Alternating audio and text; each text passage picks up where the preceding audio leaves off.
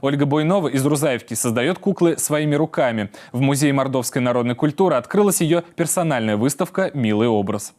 Яркие, современные и мордовские национальные наряды, ювелирное оформление стразами и пайетками. Куклы мастерицы Ольги Буйновой очаровывают с первого взгляда. Она увлекается изготовлением текстильных кукол с самого детства. Из-под умелых рук женщины появляются красивые дамы в пышном платье, озорные девчонки и милые мордовочки. Но это не единственный талант Ольги. В рамках выставки «Милый образ» мастерица представила серию фоторабот. На снимках родственники и знакомые Ольги. Они повторяют сюжеты знаменитых живописных полотен. Каждый образ, атрибут и деталь интерьера – дело рук талантливой мастерицы. Это увлечение вдохновляет всю семью. Дочь и внук Ольги Буйновой помогают ей в создании фотошедевров. Идею такой экспозиции женщина вынашивала достаточно долго. Получилось красиво и необычно.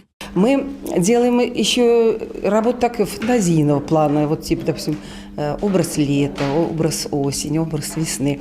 И делаем в русском стиле работы, то есть мне вот эта тема очень нравится. Собираю все, что вот можно, связанное с русской избой, и скатерти вязаные, и расшитые полотенца, и туесочки, и глиняную посуду, и горшочки, в общем, все.